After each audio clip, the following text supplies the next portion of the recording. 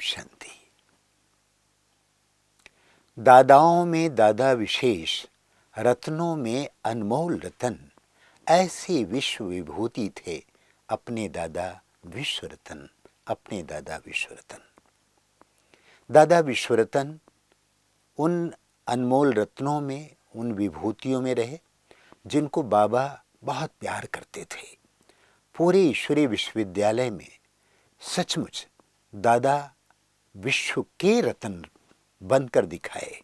उनमें गुण बहुत थे, जितनी उनकी प्रशंसा करें, जितनी गुणगान करें कम है।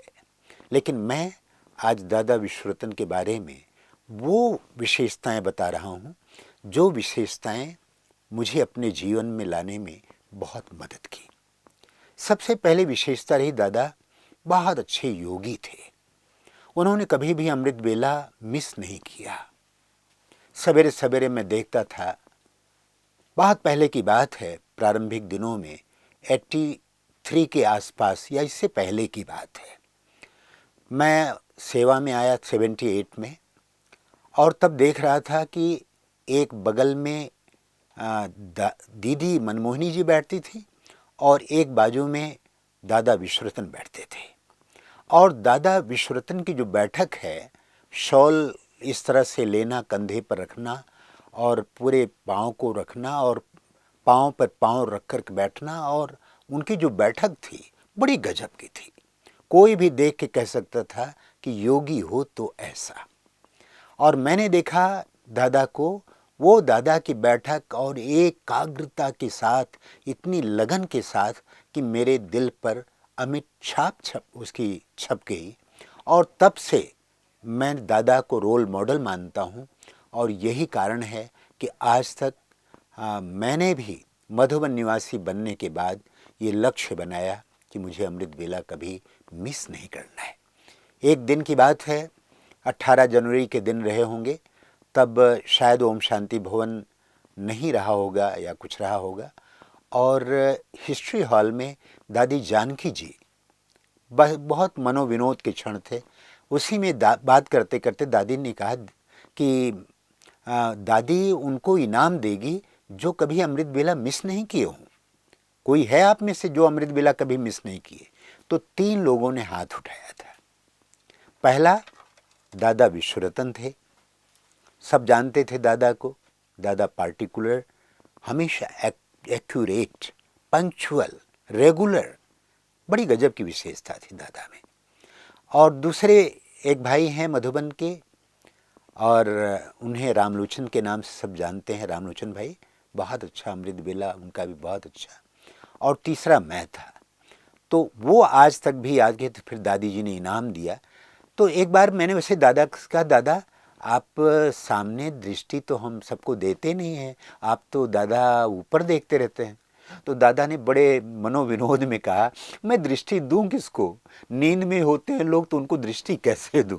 तो वो आज तक भी मुझे भुलाए नहीं भूलता है। और मैं ये महसूस करता हूँ कि याद के क्षणों में जब बाबा की याद में बैठे हों, परमात्मा मिलन हो रहा हो, ईश्वरीय मिलन की मस्ती हो, उसमें नींद का कहाँ स्थान है? मैं आज भी अनुभव करता हूँ कि याद वो है, ईश्वरीय याद वो है, राजयोग वो है जिसमें कहीं निद्रा का स्थान नहीं है। तो अमृत वेले को शक्तिशाली बनाना, रेगुलर होना, पंक्चुअल होना हमने सीखा दादा विश्वरतन जी से। दूसरी बात दादाजी में एक बड़ी गजब की थी कि दादा में स्वच्छता बहुत अच्छी थी, और हर काम को एक्यूरेट करना कोई सीखे तो दादा से।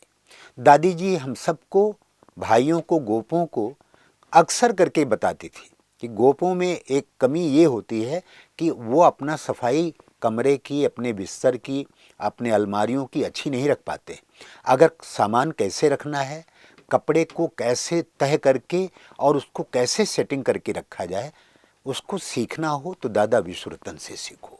और दादा के अलमारी को देखकर, दादा के वो रहन सहन को देखकर, दादा का सब चीज़ देख करके कोई भी व्यक्ति महसूस कर सकता है कि इतना तो अच्छा शेर बहनों से भी अच्छा रख लेते हैं। ये दादा की बड़ी विशेषता थी। तीसरी जो विशेषता दादा में हमने पाया कि मुझे चूँकि यूपी से बिलोंग करता हूँ, अयोध्या सुल्तानपुर उस साइड से, तो मैं जब यहाँ पर आया तो उन दिनों में विदेशी भाई बहनों को हिंदी पढ़ाते थे दादा विश्वरतन। दादा विश्वरतन के बाद और भी एक दो भाइयों ने ट्राई किया और अशोक गाबा जी भी पढ़ाते थे। शीलू बहन जी ने कहा मुझसे कि सतीश, तुम्हारी हिंदी अच्छी है, तुम विदेशियों को हिंदी पढ़ाओगे? तो मैंने कहा ज़रूर शीलू बहन। कहा दादा के पास सारी जो हैंड स्क्रिप्ट लिखा हुआ है हिंदी पढ़ाने का कोर्स का, वो ले लो और करो। दादा विश्वरतन ने अपने हैंड स्क्रिप्ट, जो पीटर आइसन जो लंदन में बहुत अच्छे प्रोफेसर रहे हैं और अपने ईश्वरीय विश्वविद्यालय में, ग्लोबल कोऑपरेशन हाउस में या कहीं टेनिसन रोड में कहीं पर जाते होंगे, पूरा मुझे याद नहीं है, तो उन्होंने हैंड स्क्रिप्ट हाथ से लिखा था कि कैसे एक एक अक्षर हिंदी के लिखा जाए, कैसे उसका प्रोनाउंसिएशन हो। तो वो फंडामेंटल जो बेसिक है विदेशियों को सिखाने का, जो नॉन हिंदी स्पीकर्स हैं उनको सिखाने के लिए उन्होंने लिखा था। तो दादा ने जब हमको वो दिया तो मैंने उससे विदेशियों को 17-18 वर्ष तक अभी तक मैं पढ़ाता रहा और उस हैंड स्क्रिप्ट को मैंने फिर प्रिंट कराया, उसको बना करके उसमें और भी जोड़ करके उसको एक रूप देखा। उस किताब का नाम रखा an easy Hindi course for easy राजोगीस। बहुत अच्छी किताब बन गई, जो हमारे श्रीलंकन हैं, सिंगापुर के हैं, मलेशिया के हैं, विदेश के और सब हैं, या और भारत के जो साउथ इंडियन हैं जिनको हिंदी नहीं आती है, वो किताब बेसिक जो है बहुत अच्छा है, जिससे मैं सिखाता रहा हूँ और बहुत लोगों ने लाभ लिया। तो ये दादा विश्वरतन की जो पद्धति है और उन्होंने जो विदेशियों को पढ़ाया, हिंदी पढ़ाया, और जो शौक़ था, दादा हर एक काम को बड़े रुचि से करते थे जो भी मिलते थे। दादा खुद ही बताते थे कि उनको कभी बाबा के समय में डिस्पेंसरी संभालने का काम मिला तो कैसे मेडिसिन देना, किसी को क्या ज़रूरत है, कितने दिन तक किसी पेशेंट को कितने दिन तक क्या देना है, ये सब दादा बहुत ध्यान रखते थे। दादा का यज्ञ में एक ऐसा रोल रहा कि बहुत आज्ञाकारी का, कभी भी उन्होंने श्रीमत में मनमत मिक्स नहीं किया। और दादा की बड़ी लगन थी। दादा चलते फिरते भी जब भी कोई भाई बहनें मिलते थे, बड़ी शालीनता के साथ, बड़ी जेंटलनेस के साथ, धीरे से आवाज़ में, कभी भी ज़ोर से हंसते देखा नहीं। वो अक्सर करके कहा करते थे, देखो जो हंस रहे हो ना, ये हंसना श्रीमत नहीं है, ज़ोर ज़ोर से हंसना ये आसुरी लक्षण है, बाबा मना करता है, ऐसे कभी हंसे नहीं। तो दादा ये सिखाया करते थे। दादा की एक शिक्षा और भी थी, हमेशा देखो बाबा मेरे सिर पर यहाँ पर है, बाबा मेरे बाजू में है, बाबा देख रहा है मैं क्या कर रहा हूँ। दादा की ये बातें इतनी गहरी होती थीं, जो दिल में लगती थी, क्योंकि दादा जो कहते थे वो स्वयं करते थे। तो दादा का इस तरह से कहना कि बाबा मेरे बाजू में बैठा है, बाबा मुझे देख रहा है, बाबा की एक एक बातें मुझे बाबा कुछ कह रहा है, उसको सुने, उसको देखें, तो कभी गलती काम नहीं होगा, कोई पाप कर्म नहीं होगा, कोई विकर्म नहीं होगा। तो इस प्रकार से दादा में बड़ी अनमोल विशेषताएं रहीं। आज भी मैं दादा को अपने जीवन के जो दिनचर्या है, मधुबन निवासी बनने की जो दिनचर्या है, उसका रोल मॉडल मैं दादा को देखता हूँ और दिल में यही आता है कि अगर काश कि दादा हमारे साथ में होते। और इतना जल्दी दादा चले गए ये ध्यान में हमारे नहीं था, क्योंकि दादा की जो रहन सहन थी, पहरवाइश थी, जो खान पान था, बड़ा गजब का था। संयोग होता है, कोई कारण बनता है, दादा हमारे बीच में नहीं रहे, लेकिन दादाजी का जो जीवन रहा वो हम सब के लिए आज भी और अंत में भी हमेशा के लिए उनका जीवन हम सब के लिए रोल मॉडल बने रहेगा, आदर्श बने रहेंगे। दादा उदाहरण मूर्त बने रहेंगे, हम सबको शिक्षा देते रहेंगे अपने जीवन से और हमें प्रेरणा देते रहेंगे अपने जीवन से कि जियो तो ऐसे जीवन जियो। ओम शांति। ओम शांति। आज आदि रत्नों में दादा विश्वरतन का संस्मरण सुनेंगे। दादाजी शुरू से जैसा दादा का नाम ही है विश्वरतन, इसी तरह ब्राह्मण परिवार का, बाप दादा का, दादी दीदियों का, विशेष आत्माओं का, अन्य श्रेष्ठ आत्माओं का विशेष श्रेष्ठता, अर्थात ये दादाजी सबका प्रिय था शुरू से लेकर।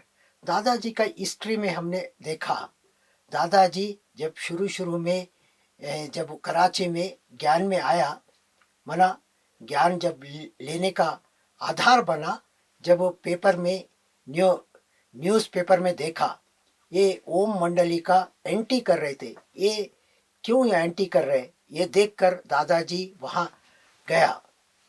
वहाँ जाकर 1 मास वो कोर्स लिया। लेने के बाद दादाजी को अच्छा लगा, वो कंटिन्यू चल रहा था। वो पिकेटिंग के कारण दादाजी वहाँ आना पड़ा। तो दादाजी को जैसे ही वहाँ यज्ञ में माना ओम मंडली में गया, शुरू से लेकर दादाजी को ऐसा लगा ये अपना परिवार है। ये दादाजी की मुख वचन धारा हमने सुना है। दादाजी सबका प्रिय था ही। फिर यज्ञ का हर सेवा में भी दिल से, दिल व जान सिकवा प्रेम से करता था। जब से एक बार क्रिसमस के समय दादाजी ने मम्मा के पास गया, मम्मा को बोला मैं पूरा समर्पित होकर सेवा करूं। मम्मा ने फिर छुट्टी दिया। वो 3 भाई थे, तीनों भाई यज्ञ में हर रोज सेवा कर, छोटा मोटा सब सेवा करते थे। दादाजी ने फिर शुरू में जब सेवा कर रहा था, एक सेवा बोल के नहीं था। दादाजी देखा वो रोज एक बहन सवेरे दादाजी 3:30 बजे उठता था, तो वो गर्म पानी करने वाली एक बहन का ड्यूटी था। वो देखा उनको, वो बहुत लेट पानी गर्म करते थे। फिर दादाजी ने गया, उनको बोला कल से मैं गर्म करूँगा। दादाजी को ना बाबा ना कोई बड़ों ने उनको ड्यूटी दिया, नहीं, वो खुद आगे होकर वो ड्यूटी लिया। इस तरह अनेक यज्ञ की कोई भी कारोबार हो, दादाजी अपने आप करता था, उसलिए सबका प्रिय भी बना था। उसके बाद दादाजी का शुरू में जब एक बार बाबा मुरली चला रहा था, साकार बाबा जब मुरली चला रहा तो क्लास में आया। बाबा ने कहा आज मैं पीयू के पास गया था, पीयू ने साक्षात्कार कराया, वो सृष्टि चक्कर का या सीढ़ी का ये सब ऐसा बाबा ने सुनाया। दादा ये कौन कर सकता है, दादा विश्वरतन है। हाँ, दादा विश्वरतन को दादा को बुलाया। आज बाबा ने ये बताया, ये सारा सीन जो बताया वो आप बना के लाना। दादा बाबा का मनन चिंतन और दादा का उंगलियों का चलने का मतलब, दादा ने सृष्टि चक्र का और ये सीढ़ी का चित्र, ये सब गोला त्रिमूर्ति, ये सब दादा ने बनाया था। बाबा रोज उसको करेक्शन करता था, करेक्शन करके फिर उसमें वो बड़ा मुश्किल होता था, क्योंकि उस समय वाटर पेंटिंग करते थे, एक एक करेक्शन करने में बहुत दिक्कत होता था। फिर लास्ट में जब दादा ने चित्र तैयार करके बाबा के पास लेके आया, बाबा ने क्या बोला होगा सोचिए। बाबा ने बोला शाबाश बच्चे शाबाश। जैसा कोई बच्चा अच्छा काम करता है तो बाबा पीठ तड़पड़ाते ना, इस तरह बाबा ने उनको शाबाशी दिया। फिर बाबा ने बोला ये इसका 20 कॉपी बना के लाओ। तो दादा बड़ा, कभी भी बाबा जो भी कहता था हाँ जी करता था। हाँ जी करने का अर्थ यह है कि ना शब्द उनके मुख से कभी नहीं निकला है, ना ऐसा दादा का संस्कार था। मगर कोई भी काम कहे, छोटा हो मोटा हो, कोई भी काम हाँ जी कर कर करता था। वो हाँ जी किया, फिर क्या करे, 20 दिन के अंदर 20 चित्र बना के लाना कोई इतना इजी नहीं था। फिर दादा गया मम्मा के पास, मम्मा को बोला, मम्मा ने फिर हैंड्स दिया। वो 20 दिन के अंदर वाटर पेंटिंग करके हैंड्स लेकर बाबा के पास लेके आया। बाबा ने बहुत प्यार भरा दृष्टि दिया, शाबाशी दिया। फिर दादा इसके बाद फिर दादा को क्या है, यज्ञ में जब रहता था तो दादा को क्या हर एक सेवा करने की बहुत इच्छा, डॉक्टर भी बना, यज्ञ के हर कारोबार में सेवा का करता ही रहता था। ऐसे एक बार क्या हुआ, वो पिकेटिंग जो हो रहा था, ओम एंटी ओम मंडली गेट के पास, माना एंटी ओम मंडली किसी को आने नहीं देते थे। तो ये क्या हुआ, फिर विश्व किशोर दादा ने बाबा को बोला यहाँ कोई पुलिसमैन चाहिए, तो किसको रखे। बाबा ने बोला विश्वरतन दादा को। विश्वरतन दादा को तो ये तो अनुभव तो है नहीं, फिर भी दादा बाबा ने कहा तो विश्व किशोर दादा ने विश्वरतन दादा को बोला। फिर वो उनको लेके गया, सुपरडेंट पुलिस ऑफिसर के पास लेके गया, ऐसा हम पुलिस रखना चाहते, इतना यहाँ ये पिकेटिंग हो रहा, उसके लिए हमको कोई व्यक्ति पुलिसमैन चाहिए। वो लोगों ने कहा यहाँ से लेके जाओ, हम किसकी बाहर वालों को नहीं रखेंगे। तो दादा ने फिर वो लोग विश्व किशोर दादा ने बोला हम अपना भाई को ही रखेंगे, उसको कन्वीनेंस किया, फिर वो एक्सेप्ट किया।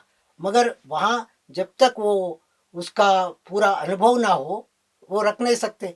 फिर भी वो दादा विश्व किशोर दादा ने उनको कन्वीनेंस करके फिर सारा समझा के फिर दादा को, विश्वरतन दादा को थोड़ा ट्रेनिंग दे के फिर वो सर्टिफिकेट दिया, भले आप रह सकते हो। फिर दादा ने वहाँ पुलिसमैन का वो ड्रेस वो देने के आए तो भी वो हम नहीं पहनते, वो तो फिर वो सुपरडेंट पुलिस नया ड्रेस उनको दिया। इस प्रकार दादा वहाँ गेट के पास पुलिसमैन का ड्यूटी भी किया। इसमें एक विशेषता है, वो पुलिसमैन का ड्यूटी है तो उस समय बाबा के ऊपर वारंट आया था, वारंट लेके आए। दादा बहुत अलर्ट, कोई भी सेवा करे एक्यूरेट, अलर्ट और एकदम पंक्चुअल। दादा के अंदर ये विशेषता था, कोई भी काम अलवेला से नहीं करता था। तो दादा गेट के पास खड़ा था अपना ड्रेस पहन के एकदम, तो वो वहाँ से फिर उस समय विश्व किशोर दादा को पता चला ऐसा ऐसा हो रहा, बाबा के ऊपर वारंट आया। फिर विश्व किशोर दादा ने बाबा से राय किया, बाबा ने बोला आप जाओ बेल लेके आओ। फिर विश्वरतन दादा गेट के पास था, उतने में सवेरे ये बात हुआ, दोपहर में पुलिस वाले आ गए, बोला आपके दादा के ऊपर वारंट है तो लेके जाना है। अच्छा आप बैठिए, मैं दादा से बात करके आता हूँ। दादा के पास, बाबा के पास गया, दादा जाके ऐसा ऐसा बोला। बाबा ने बोला उनको बातों में रख दो, मरा उनको सब ज्ञान गिन थोड़ा सुनाओ, ऐसा। बाबा भी तैयार हो रहा, फिर उनको आके बोला बाबा तैयार हो रहा। 1 घंटा हुआ, 1 घंटे के बाद भी बाबा आए नहीं, आज भी सीढ़ी उतर रहा हूँगा, उनको ऐसे ठालता गया। उतने में भाऊ विश्व किशोर दादा आया, आके उनको हाथ में बेल थमा दिया। वो लोग बहुत चिढ़ गए, ये दादा ने अंदर जाने नहीं दिया बोल के। माना मैं इसलिए सुना रहा हूँ, दादा के अंदर, विश्वरतन दादा के अंदर यज्ञ के प्रति जो प्यार है, यज्ञ के प्रति जो वफादारी है, वो एक्यूरेट निभाता था। उसलिए दादा ने, मेरे को याद आता है जब वो शुरू में दादा आया था, वो मैं शुरू का फिर से रिपीट कर रहा हूँ, जब आया था 1 मास के बाद वहाँ पिकेटिंग हो रहा था, दादा विश्वरतन दादा आया, अंदर जाने नहीं दे रहे, क्या करे, मुरली मिस नहीं करना है। दादा बड़ा युक्ति से इधर उधर देखा, चुपचाप पीछे गया, पीछे गेट से अंदर घुसा, पीछे एक छोटा गेट था, उसके अंदर घुस के क्लास में गया, वहां सब ओंडर खा रहे। दादा आप कैसे आ गए, बोला ऐसा पीछे गेट से आया। इसका अर्थ है कि दादा को कितना मुरली के प्रति लगन था शुरू से लेके। मेरे को याद आता है एक बार दादा ने मेरे को ऐसा ऊपर से ऑफिस, अकाउंट ऑफिस से उतर के आया, मैं बाबा का झोपड़ी से आ रहा था, तो मेरा हाथ पकड़ा, आज मुरली सुना, क्या सुना। फिर मैंने बताया 2-3 पॉइंट्स, सुनाने के बाद दादा ने एक शब्द बोला, ऐसी शब्द बोला, सुन के मेरे को वंडर होगा, एक मुरली भी आप एक एक अक्षर संपूर्ण धारण करेंगे तो आज ही संपूर्णता को पा सकते हो। इस तरह बाबा दादा ने एग्जाम्पल दिया मेरे को। फिर मेरे को याद आता है दादा ने अकाउंट ऑफिस में सबको संगठन रूप में कोई भी बात हो छोटा मोटा तो सबको लेकर वो बातों को उनको वहीं सुलझाता था। कोई ये नहीं था उनको किसी के पास जाओ सुलझाने के लिए, ये नहीं। दादा सबको बड़ा प्यार से बिठाकर इसको ऐसा करो, इससे ऐसा करो, ये बातें अपने आप निपट देता था। और दादा के अंदर शुरू से लेकर हमने एक चीज अच्छी तरह था, क्योंकि दादा मेरे को प्रेरणा स्वरूप है। क्योंकि अमृत वेला जो योग कराता था हिस्ट्री हॉल में, मेरे को याद है 1978 में मैं जब आया था मधुबन में, मेरे को वहाँ हिस्ट्री हॉल में योग करा रहा था दादा, मैं उनके सामने ही बैठा था। देखे तो उनके अंदर जो बैठक है वो और तरह तरह वो दृष्टि देने की जो विधि है, उससे मैं अट्रैक्टिव हुआ। उसी समय मैं प्रेरणा लिया, एक दिन मैं भी ऐसा बैठकर योग कराऊंगा। देखिए, वो सीन देखकर, वो दादा की दृष्टि देखकर मेरे अंदर वो संकल्प उत्पन्न हुआ। वो फिर मैं इस जीवन में साकार हुआ। आज भी मैं सवेरे 3:30 से 4 बजे तक योग कराने का ड्यूटी माना सेवा ले लिया है। इस प्रकार दादा कितने लोगों को प्रेरणा मूर्त बना, मेरे को याद आता है। क्योंकि अकाउंट ऑफिस में एक बहन ने मेरे को सुनाया था, एक टीचर थी हमारे नज़दीक, वो उसने अकाउंट लिखने में कुछ गलतियां किया। फिर दादा के पास गई, दादा को बोला ऐसा ऐसा गलती हुआ, मगर फिर दादा ने उनको अच्छी तरह बिठा के समझा के फिर खुद करेक्शन करके उनसे साइन लिया। फिर मैंने दूसरा दिन वो बहन को पूछा, दादा ने आपको डांट लगाया? नहीं नहीं, दादा ने डांट नहीं लगाया, बड़े प्यार से बैठकर वो दादा ने ही फॉर्म बना के फिर लिखकर मेरे से साइन लिया। माना इसका अर्थ क्या है, लोगों को कभी दादा के अंदर ना गुस्सा आता था, ना किसी के ऊपर द्वेष था। और दूसरी बात, प्यूरिटी में नंबर 1 था। कभी किसी वस्तु में, व्यक्ति में, वैभव में कभी आंख डूबा नहीं। मान शान का इच्छा कभी नहीं था दादा को, हम प्रैक्टिकल देखते थे। उतना ही नहीं, इसके अलावा दादा का हम रूम देखा, दादा की अलमारी देखे तो ऐसा लगेगा कि कोई यहाँ रहते भी है। इतना सब फोल्ड करके, एक चीज दो चीज ऐसा एकदम नीट एंड क्लीन, एक भी इधर से उधर नहीं होगा, जहां रखा है वहीं रहती थी। माना दादा का क्लीननेस का बहुत पसंद था दादा को, हर चीज एक्यूरेट करने का भी उनको पसंद था।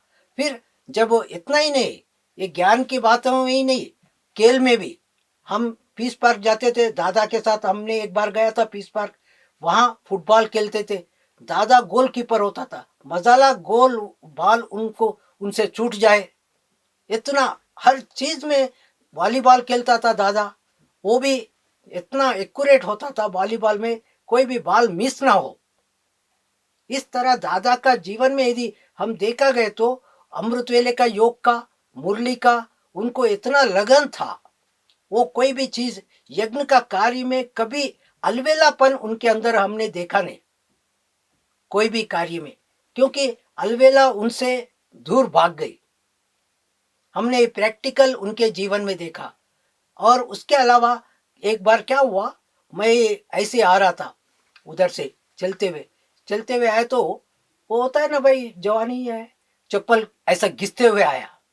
दादा ने मेरे हाथ पकड़ा, कहाँ से आ रहा? मैंने बोला बाबा दादा उधर से आ रहा हूँ। क्या कर रहे थे? क्या बोलना चाहता है मेरे को समझ में नहीं आया। फिर बोला क्या कर रहे थे, कहाँ से आ रहे थे? आप योगी हो? हाँ दादा योगी हूँ। मैंने बड़ा नशे से कहा। तो दादा ने कहा योगी ऐसा चलते हैं क्या? योगी बड़ा धीरे से प्यार से चलते हैं। इसी तरह एक बार दादा दादा जो था शुरू शुरू में यज्ञ में, मनोहर दादी थी, वो कोई गेस्ट आया था, मनोहर दादी उनको समझा रहे थे। वो लोगों ने कहा बाबा से हमको मिला दीजिए, बाबा का एक दर्शन कराइए। तो वहाँ विजिटिंग रूम था कराची में। फिर वो दादी ने बोला मैं बाबा को पूछ के आती हूँ। तो फिर दादी गई बाबा के पास। उतने में विश्वरतन दादा अपना फरिश्ते के चाल से चलते हुए उधर से गया। वो लोग समझा यही बाबा है, वो लोग उठकर उनको विश्वरतन दादा के सामने वंदन किया। अर्थात ये एज इट इज बाबा समान, बाबा का दादा का चाल चलन बोल कर्म इतना श्रेष्ठ था उनके अंदर। कोई ये यूं कहे कि गुणों का खजाना उनके अंदर भरपूर था। कभी कोई बात में उनको ना शब्द नहीं निकलता था, और कोई कार्य मेरे से नहीं होता ये भी नहीं होता था। मगर हमको याद है जब विशाल भवन में रहता था दादा, क्योंकि ये भाग्य हमको उनका सेवा करने का भी मिला था। वो वहीं विशाल भवन में रहते, तो मैं भी विशाल भवन का ड्यूटी था मेरे पास। तो उनको फिर दादा ने जो कमरे ठंडी के दिनों में वहाँ कमरे के अंदर बैठ के ऑफिस का काम करना मुश्किल है, थोड़ा सा बाहर वहाँ छोटा बगीचा था, वहाँ करता था दादा। तो कभी भी ये नहीं कहा ए भाई इधर आओ, ये टेबल उठा के उधर रखो। दादा बोलता था भाई ये थोड़ा टेबल उधर रख सकते हो। देखिए उनकी व्यवहार की बोल। फिर कभी भी वो टेबल उठाने के लिए भी ये नहीं बोलता था ये टेबल उठा के रखो उधर, नहीं, आपके टाइम होंगे तो ये टेबल उठा के उधर रखना। और ये सब हमारे जीवन के अंदर आदि रत्नों से एक एक गुण सीखने की मिलता है। क्योंकि कभी भी कोई भी बात हम सीखना हो तो वो एग्जाम्पल हमारे सामने थे, दादियों ने दादाओं की देखे तो उनकी, क्योंकि दादा का जो चलन की, बोल की, कर्म की श्रेष्ठता जो थी, वो प्यूरिटी की लेवल कभी नीचे नहीं आया। माना कोई भी कर्म करते हुए कभी आना खानी जैसा तबीयत ठीक नहीं है ये नहीं। मैं नहीं समझता हूँ दादा का कभी अमृत वेला मिस हो या मुरली मिस हो, ये कभी उनके जीवन में नहीं हुआ। इसलिए हम दादा को एक एग्जाम्पल रूप में लेकर अपना जीवन को भी श्रेष्ठ बनाने का एक लक्ष्य रखें। पहली बात है अमृत वेला, दूसरी बात है मुरली, तीसरी बात है कर्म योगी, पक्का कर्म योगी। कर्म में दादा को हमने पूछा दादा आप इतना सेवा करते हो कभी थकते नहीं हो क्या? दादा ने कहा थकावट किस बात की आपको पता है? हाँ दादा। कौन सेवा दिया? ऐसे नशे से बोला, मैं बहरा होके देख रहा था दादा को। क्या बोल रहा दादा? बाबा ने हमको सेवा दिया है, बाबा की सेवा है, करण करावन हार वो है। हमको किस लिए थकावट है? वो करा रहा, हम कर रहे। बड़ा इतना नशे से बोल रहा था, मैं क्यों थक जाऊं? और सदा बाप क्या हुआ, एक बार मधुबन वालों का क्लास हुआ, दादी बड़ा पावरफुल प्यूरिटी का क्लास करा रहे तो दादी ने उस दिन निर्णय किया मधुबन का जितने भी भाई है उनको 4 ग्रुप बनाकर एक ग्रुप दादा विश्वरतन को डेली उनको क्लास कराओ। तो 4 ग्रुप दिया, एक ग्रुप हम भी उसमें शामिल हो गए थे ऑफिस वालों में। उसलिए दादा रोज हम लोगों को क्लास कराता, कभी अमृत वेले का, कभी मुरली का, कभी अपना जीवन की हिस्ट्री का, चलन का। कभी इतना तक बोलता था दादा, किल के हंसना भी एक प्रकार का विकार है। और प्यूरिटी के लिए दादा बोलता था कोई छोटे बच्चों को ऐसा गाल निचड़ना ये भी एक प्रकार की सूक्ष्म ये है। उसलिए कभी दादा इन बातों का बहुत अटेंशन दिलाता था। उतना ही नहीं, दादा का योग के लिए दादा हमेशा कहता था आप योग के अलवेलापन क्यों आता है, अलवेलापन हारने का कारण क्या है? दादा सीधी सी बात कहा, बाबा को साथ नहीं रखते। दादा का एक ही शब्द था, बाबा बाजू में बैठा है, बाबा बाजू में देख रहा है। अभी कोई बड़ा व्यक्ति किसी को देख रहा तो उनका कितना अटेंशन होता है। उसलिए दादा हमेशा यही कहता था, बाबा साथ बैठा है, बाबा देख रहा है। ये बात जब याद रहता है कभी अलवेला हो नहीं सकते।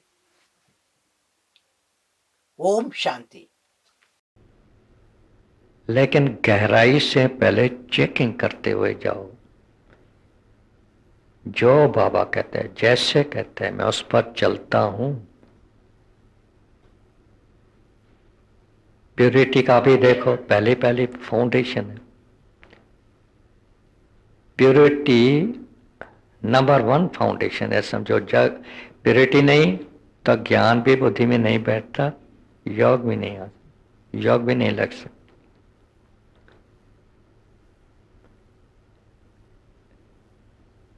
शुरू में आप देखो तो क्या हालत थी। इस सब प्यूरिटी के कारण से ये झगड़े सब चले, और बहनों ने इतना मतलब उस पर अटल विश्वास से मतलब उस प्यूरिटी को धारण किया, कुछ भी हो जाए। संबंधित एक तरफ हो गए सब के सब, लेकिन ये बहनें और ये सब बिल्कुल एक तरफ, कुछ भी हो जाए। तो ये तो बाबा का राज था, तो कैसे संबंधों से भी दिल हट गई। और जिन्होंने ये प्यूरिटी धारण की, आज देखो बड़ी बड़ी दादियां बन करके क्या सेवा करती हैं, क्या बन गई, आप सोचिए। तो ये हमारा भी फाउंडेशन है, इस पर भी अटेंशन। और ये सब अटेंशन तब जाएगा जब बाबा को यहाँ देखेंगे, बाबा बैठा है, मुझे देख रहा है, मैं उसके श्रीमत पर चल रहा हूं या नहीं। बाबा मेरे संकल्पों को भी जानता है, कहाँ भी हूँ, बाथरूम में हूँ या कहाँ भी हूँ, मतलब सब जानता है। तो मेरे संकल्प कहाँ चलते हैं, कैसे चलते हैं। वैरस संकल्प तो नहीं चलाते। बाबा का फरमान है, वैरस संकल्प मुक्त बनो, क्रोध मुक्त बनो, श्रीमत बस, मनमत भी नहीं, परमत भी नहीं, अपनी मनमत भी काम नहीं करती। मनमत भी काम नहीं करती। मैं आपको बताऊं, कई बार स्लिप हो जाते, कई बार। कैसे स्लिप होती है, मैं आपको एक मिसाल दूंगा। श्रीमत पर ही चलना है बस, और कुछ नहीं। ये भले आप कितना भी समझें, तो मैं ये करूंगा, सम्मान में रहूंगा, ये करूंगा, बाबा ये कहता है ना, तो मैं ऐसे करके दिखाऊंगा, मैं ऐसी सेवा करूंगा।